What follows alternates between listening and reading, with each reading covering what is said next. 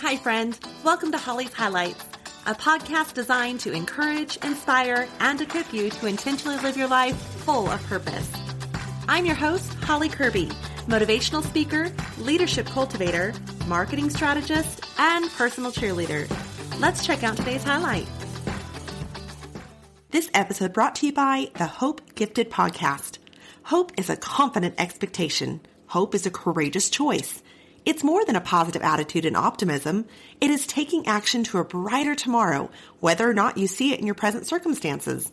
The choices we make each day create either a story of defeat or a story of triumph. Christy introduces you to ordinary women that choose hope to create their extraordinary story. Be inspired with short doses of hope for the seeking soul to be, have, and do more. Listen to the Hope Gifted Podcast on Apple Podcasts or your favorite podcast player. Again, that's Hope Gifted Podcast at hopegiftedpodcast.buzzsprout.com. As we enter a new year, it only is natural to reflect on the year behind. So much has happened within these past 2 years of going through a pandemic. Job losses, moves, deaths, canceled events. Even Skynews reported a spike in divorces as Fox News contributes to the rise to, in their words, an avalanche of COVID-related marital problems. There's just so much to mourn, to grieve. According to Psychology Today, grief is the acute pain that accompanies loss. Because it is a reflection of what we love, it can feel all-encompassing. Now, there are many ways that we deal or process this grief. You've heard it been said before as stages of grief. There's shock and denial, that stage of disbelief and numb feeling. I felt this one when my mom passed away. I was silent. I just went into that what needed to be done mode of folding blankets and tidying up the room. Life just stood still. I was in total shock. Then there's pain and guilt. The should've, the could've, the would'ves. You've really got to watch this one as it can be a slippery slope of regrets. Next up, anger and bargaining. Why, if only. Now this one, I got pretty stuck in myself when my husband left. The anger I had from the choices that had been made that were out of my control. So many unanswered questions and unknowns I'll still never know. The bargaining with God to fix things, to heal it or restore it, to even be able to go back in time just before life shattered. Then, of course, there's depression. Now, this is where some can turn to addictions or other dangerous paths. The upward turn comes, though, when leading to reconstruction and working through the grief, which, of course, finally brings about the acceptance of what the loss was and the hope of moving forward. Now, as I mentioned, in our time of grieving, we can often get stuck at a stage and struggle to process through each and every healthy step.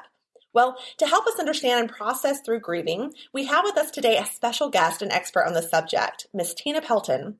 Tina is an experienced associate pastor with a demonstrated history of working in a variety of ministry settings. She is skilled in discipleship, pastoral counseling, volunteer management, women's ministry, children's ministry, public speaking, event planning, and support groups. The list could truly go on and on. She's incredible. Her experience stems in community and social services with a Master of Arts focused in pastoral counseling from Liberty Theological Seminary and a Bachelor of Arts in Social Work from Arkansas State University. On top of that, she has advanced training and continuing education in areas specific to grief and loss, formational prayer, and attachment theory. We are so blessed to have her with us to share and help us navigate through the grief in our lives, or perhaps be able to even help someone around us. Welcome, Tina. Thank you so much for taking time to be with us today. Well, thank you, Holly. I'm honored that you had asked me to join you, and I'm looking forward to sharing a few things that I've learned about grief and loss over the years in hopes that it will be helpful to someone out there. Absolutely. I'm sure it will be. Now, Tina, there has been so much loss over this past year, even the 2 years of the pandemic, from job losses where people are still looking for jobs or perhaps had to change careers or even make a move just to get a job. Trips canceled. I think about our own family who had a missions trip planned to Costa Rica. And although some things have opened up, we completely missed our opportunity to get to do that adventure in that missions trip. So that was a bummer. The loved ones who have been lost. I have a friend who shared he has lost over 30 people close to him during this pandemic. So I think my first question would be just why is it important to learn about grief? Well, Holly, that is an excellent question. And like you just shared, the last almost 2 years now have been eye-opening to so many of us about grief, and not just grief in the loss of a loved one through death, but as you said, just through loss of job or living circumstances.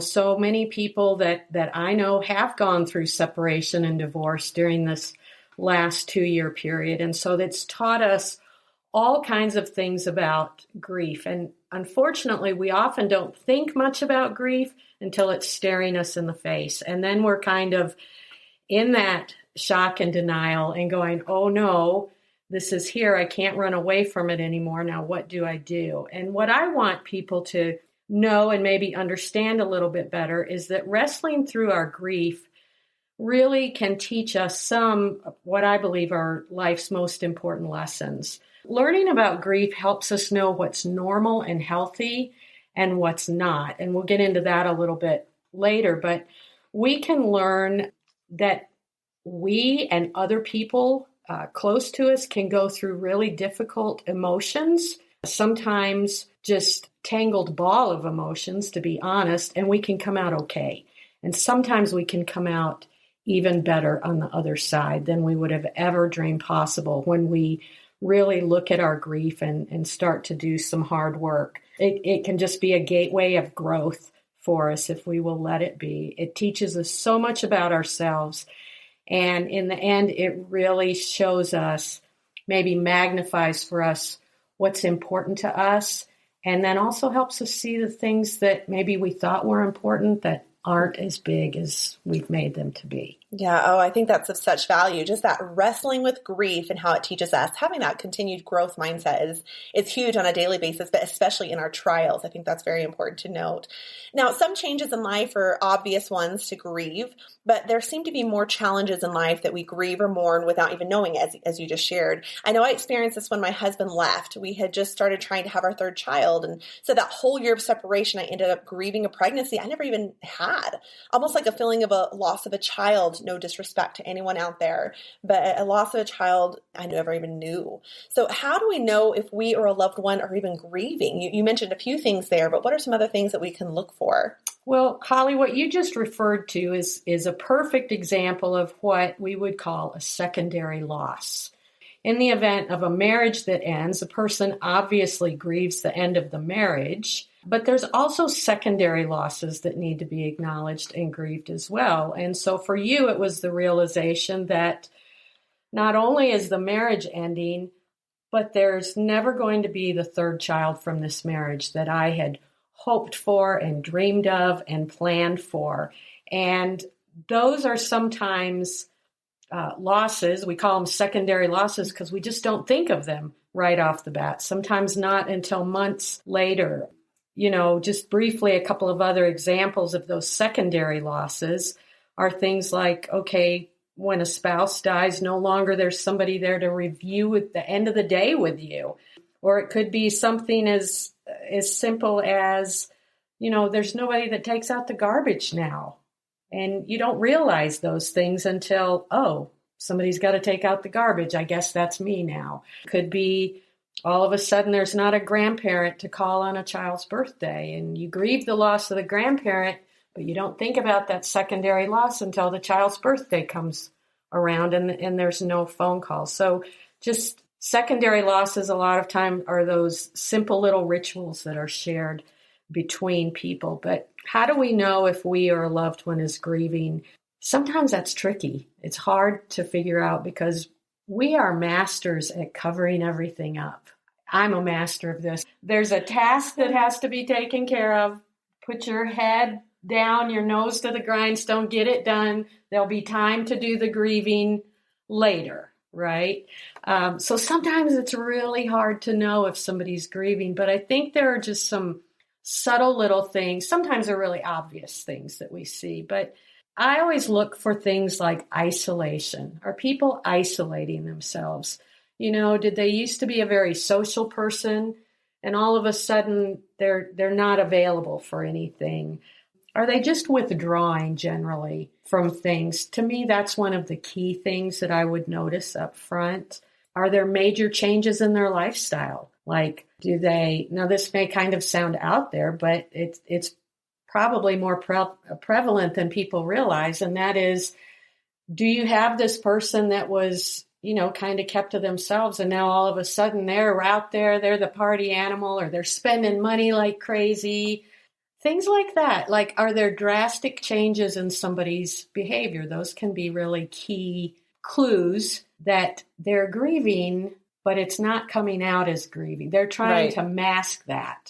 Right? They're trying to not deal with it. So I'm going to do all these things. And in the end, you're going to deal with it. One way or another, you're going to deal with your grief. So it really is kind of individualized about how people will deal with it. But I would say basically, just look for things that seem, no, that's different. That's a little off. That's a little off. That's not their normal thing. And then just ask them gently, right? Like, boy, it seems like you've really adopted this new lifestyle. And tell me about that a little bit, and get them to talk a little bit. And it may come out that, it was just too lonely. It was too quiet. It was whatever. And they may open the door enough that then you could say, oh, do you think that might be some of the grief? That would be a really normal way to feel. And it just opens the door a little bit for conversation that they may just be avoiding, or they may be afraid to have because they're overwhelmed with their grief. Yeah. I had to chuckle there at the moment when you started about the garbage cans, because that was one for me. Is my former husband took out the garbage cans. And even to this day, as I just shared in our last episode, the Valentine's Day episode on acts of service, specifically that area, is I have a gentleman across the street, sweetest man, who still helps me remember to take out my garbage cans. Oh. So I'm actually very thankful for that. But what should we do when dealing with this grief? And what does healthy grieving look like? You mentioned some of those things that just seem off, but what can that healthy grieving look like? Yeah. Well, when we're dealing with our grief, the first thing that I would tell anything, and it seems so counterintuitive, but that is just let it come. Lean into it. And I know from my own personal experience, that feels so, no, I'm going to overcome this. Mm-hmm. I'm not going to let this get me. And that has never served me well. So just to lean into it, don't try to run away from it. And I have a little story I'll share about that later, but just do that. Another thing that I would say is to find a healthy community where you can just be, whether that's another person or a group of friends. For some people, that's their church setting, might be their Bible study group or community group, or find a support group.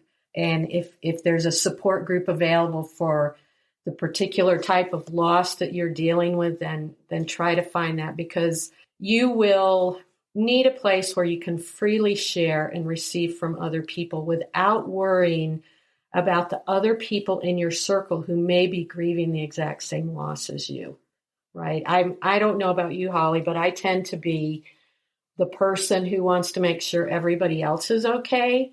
And so in some of my own experiences with grief, I've kind of taken on that role, and I don't always find those outside groups, and I don't want to share with my circle who's grieving the same loss because I don't want to be a burden to them. Sometimes that's really good, and it's definitely healthy to do that. But I think we still need these other places where we can just go and be and know that we're going to benefit from sharing our grief with other people and letting other people care for us. I think that outside community is vitally important. Yeah, I think that's so important. And one thing I know for myself I struggled with was that vulnerability of just breaking down those barriers and sharing. It can be so hard just letting people in and letting them know, hey, I'm struggling with this, or hey, this is what's going on. But it overall can be such a valuable asset going forth down the long road of it to have that community. Absolutely. Right. Now, it can be tempting to basically get stuck in that first stage of denial and just stuff it away, as you shared. You just, okay, we'll deal with this later, or pretend or go on as if nothing is wrong. But what are some of the dangers or consequences of that? What can grief actually do to us? It can do a number on us. You mentioned earlier, like the phases or stages of grief, and I know many people are very familiar with that. And, the basic 5 are denial, anger, bargaining, depression, and then finally acceptance.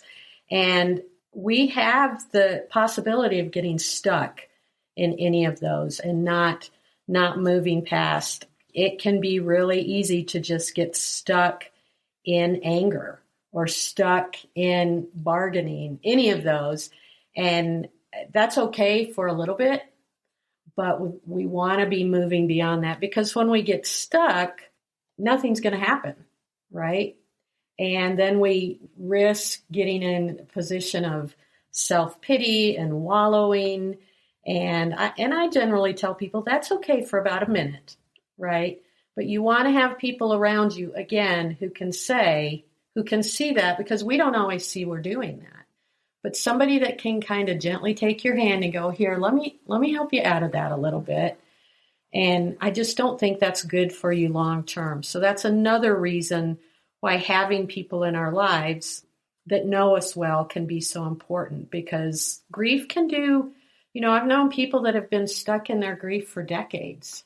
We do grief share support groups at our church, and we have had people come to those groups who are grieving a loss from 30, 40 years ago. And I'm thankful they're there, because I feel like they're getting some healing and they're definitely getting that community. But it also makes me sad that they've carried this It's a long time to hold long time, and not even, in many cases, gone on about their life, not even recognizing, oh, I'm stuck here. Yeah. Right. And it really, what has happened is, in so many of those cases, it colors every relationship in their life in some way, whether that's their family life, their work life, and nobody can put their finger on, sometimes nobody can put their finger on what's wrong here. Why is there all this anger? Or why is there this depression?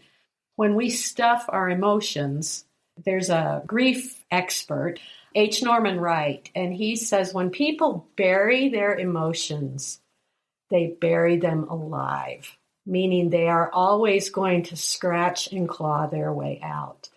And when we do that, we lose control of how they're going to come out and what they're going to look like. So I have seen people that have been stuck in their grief for decades, and it comes out in really detrimental ways, and people don't know why.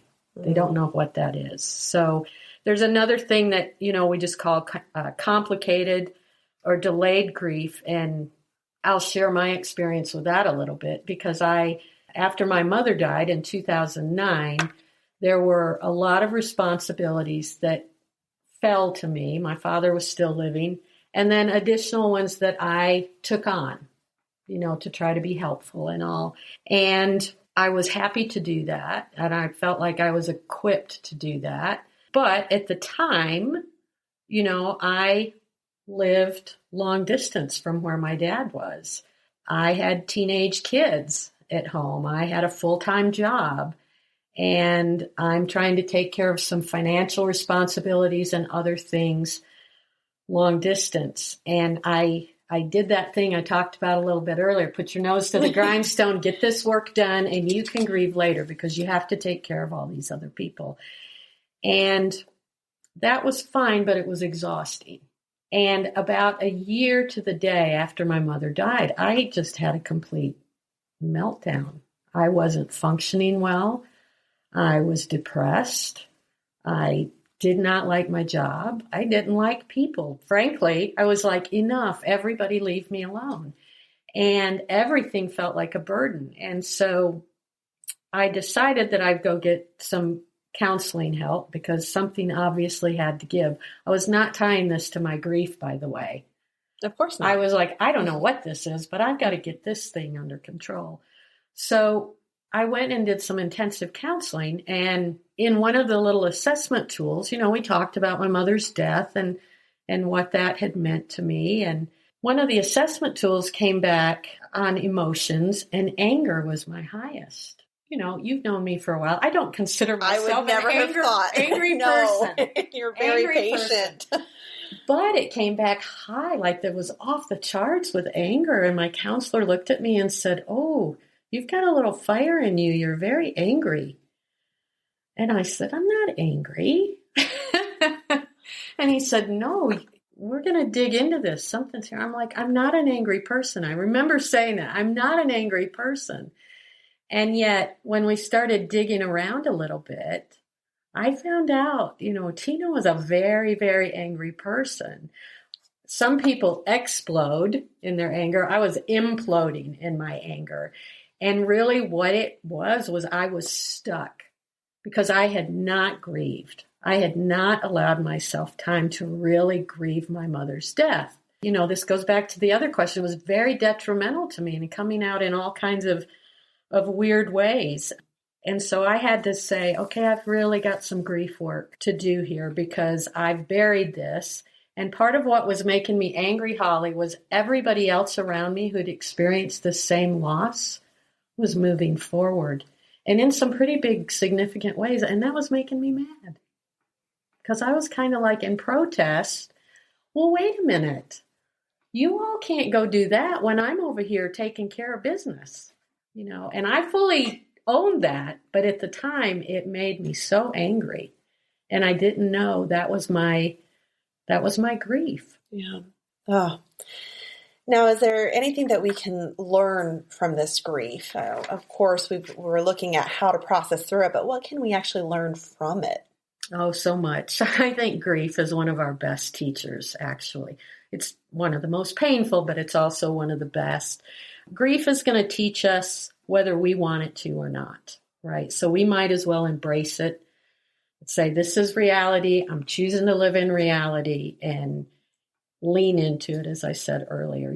It shows us what's important to us. It shows us what's not important to us, things that we previously thought were. It teaches us, I think this is one of the greatest things, it teaches us the capacity of the human heart.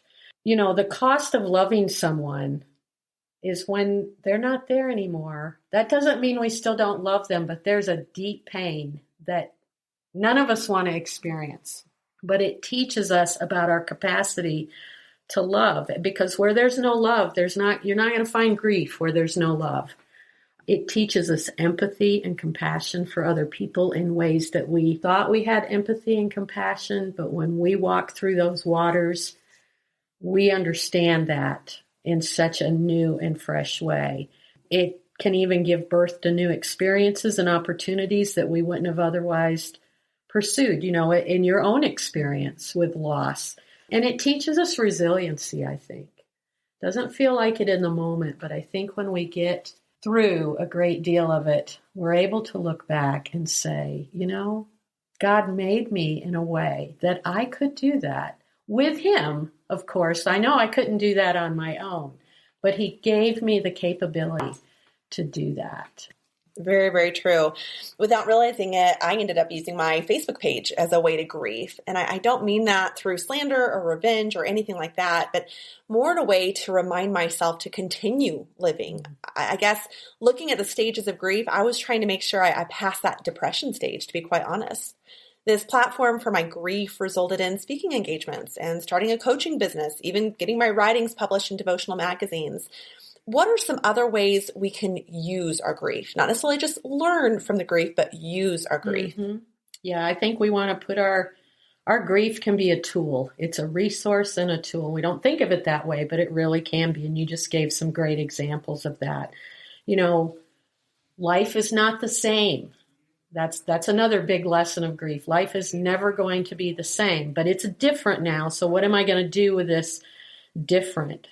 And we can do things differently. We don't have to keep things the same. We have options. We can still grow and learn in ways that we wouldn't have otherwise. And I believe that that's all a part of our healing. Like what comes out of this experience that I would have never chosen, but what things can still come out of it that are good and that are beneficial. Grief can motivate us. It can eventually inspire us. It causes us, again, I've said this before, but just to take personal inventory and assessment of what's important.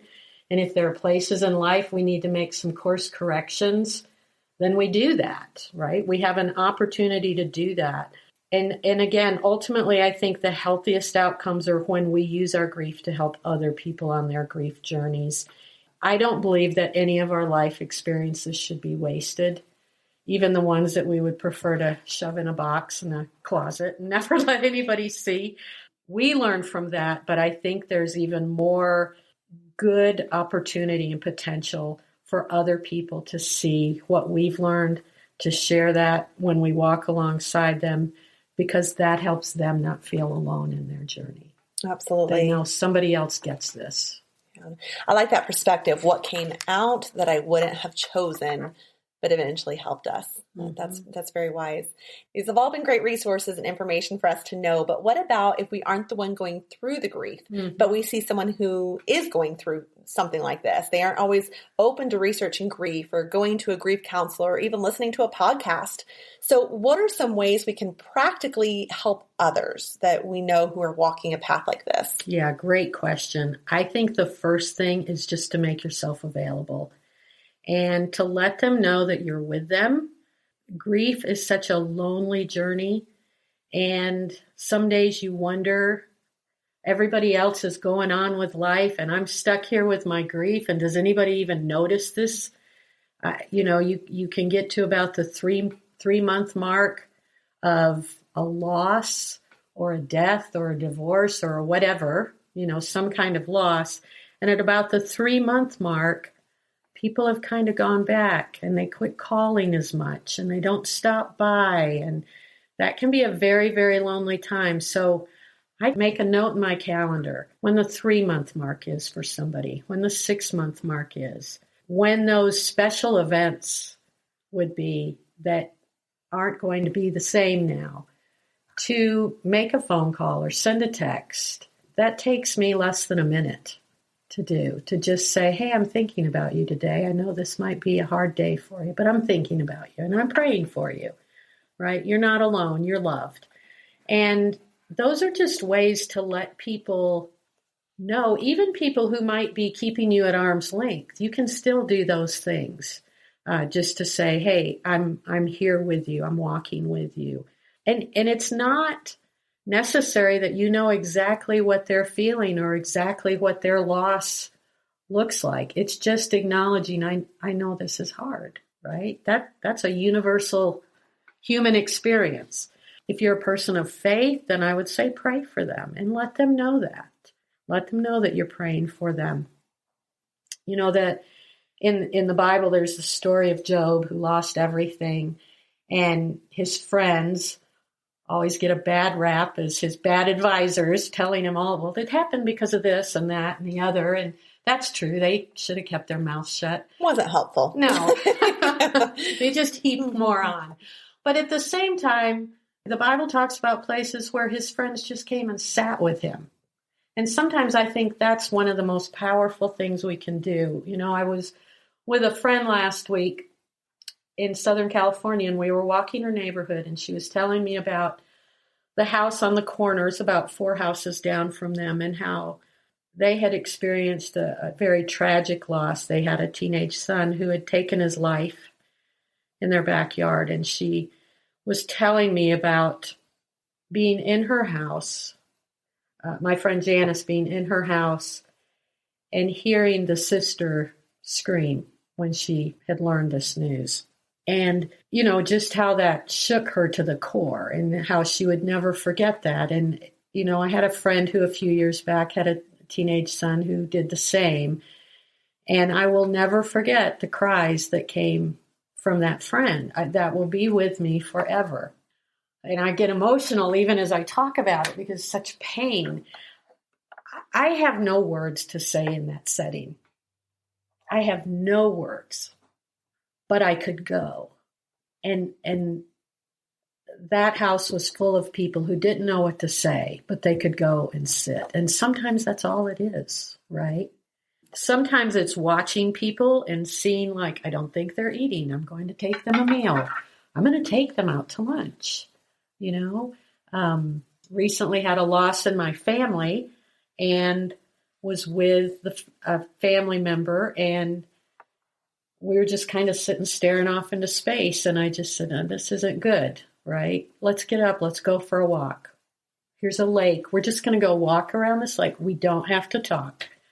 There's just some very practical things like that. And if they're not in a place where they can look for, hey, I need a support group or go to the doctor or anything like that, those are things we can gently encourage them to do. Now might be a good time to go in and get a checkup, right? Or, hey, I've heard of this support group. I know you don't feel like going to it right now, but when you're ready, let me know and we'll talk about it. Or maybe I could go with you. Would that be okay? I've seen that happen many times where somebody's not in a place where they feel ready to go by themselves. But if they can have a person go with them, that's the extra courage they need to walk in the door. I think you just nailed it right there, is helping people not feel alone. Yeah, I think that's the biggest thing. Now, Tina, here on Holly's Highlights, our goal for 2022 is to have a takeaway, an action step, so to speak, where we can take what we've learned and encourage, inspire, and or equip ourselves or others as a result of listening. So what would be your challenge to listeners today that they do as a result of this time together? Okay, well, I think I would say, let's all ask ourselves, are there any ungrieved losses in my life, right? And again, the obvious thing we think of is the death of someone, but it could be, as you've already said, varying degree of loss that we've all experienced in this almost last 2 years now of pandemic life. What are my losses? And are there any places there that I should take a little bit deeper look and make some adjustments? I think especially the last 2 years for people who have had the death of a loved one, they have had all kinds of obstacles. Not only have they lost their loved one, but in many instances, they've not been able to grieve with other people the way that we could before. And that's part of healing, is knowing, again, people are with me. So I think they're particularly to take a look and say, what are some of the other losses in this? And, I have 2 sons who lost their jobs during the pandemic. That took some time to grieve. I mean, they needed to do that. So there's all kinds of losses. But I would say for everybody, just ask yourself, is there any ungrieved loss, or is there a little bit more work I maybe need to do? And then give yourself permission to do it. Okay. I can't thank you enough for your words of wisdom and counsel. How can our listeners connect further with you? Well, I would welcome the opportunity to either meet in person or connect through email. If there's some way that I could be of help, I certainly want to. We can connect in person Monday through Thursday at Risen Life Church in Holiday. I'm on staff there. As you said, I give oversight to community and counseling ministries. Or if you're at Risen Life on a Sunday morning, just flag me down. You can find out more there on risenlifeutah.org, or you can get me on email at tina@risenlifeutah.org. And then I would say another way to connect in regards to loss is, I mentioned Grief Share a little bit earlier. You can go on, it's an international website, it's griefshare.org. You can type in your zip code and it will pull up any groups within your, 20, 25 mile radius. And there are all kinds of resources online on their website to give you some encouragement and some tools in dealing with grief. And then we have just started a divorce care group on Sunday mornings, and you can learn about that and the losses associated with that at divorcecare.org.